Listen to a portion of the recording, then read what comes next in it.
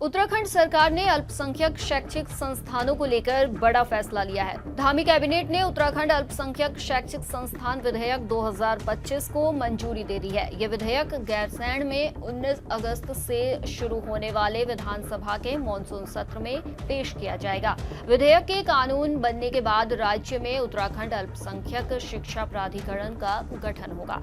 अब तक अल्पसंख्यक संस्थान का दर्जा केवल मुस्लिम समुदाय को ही मिलता था, लेकिन नए कानून के तहत सिख, जैन, बौद्ध, ईसाई और पारसी समुदाय के शैक्षिक संस्थान भी इस सुविधा का लाभ उठा सकेंगे।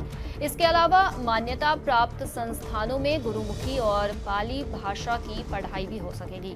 नए अधिनियम के लागू होने के साथ ही मदरसा शिक्षा बोर्ड अधिनियम 2016 और उत्तराखंड गैर सरकारी अरबी और फारसी मदरसा नियम 2019 को 1 जुलाई 2026 से खत्म कर दिया जाएगा।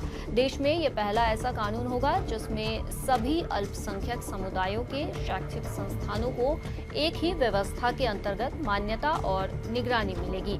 मुख्यमंत्री पुष्कर सिंह धामी ने कहा कि इस कानून का उद्देश्य न केवल पारदर्शी ढंग से संस्थानों को मान्यता देना है, बल्कि शिक्षा की गुणवत्ता और उत्कृष्टता को भी सुनिश्चित करना है।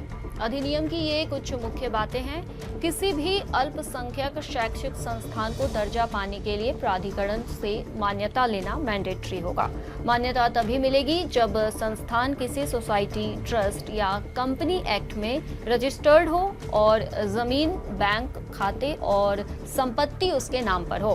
प्राधिकरण संस्थानों की स्थापना या संचालन में दखल नहीं देगा, लेकिन शिक्षा की गुणवत्ता और स्टैंडर्ड्स पर नजर रखेगा। अगर किसी संस्थान में वित्तीय गड़बड़ी, पारदर्शिता की कमी या धार्मिक सामाजिक सौहार्द बिगाड़ने वाली गतिविधियां पाई गई तो उसकी मान्यता रद्द कर दी जाएगी।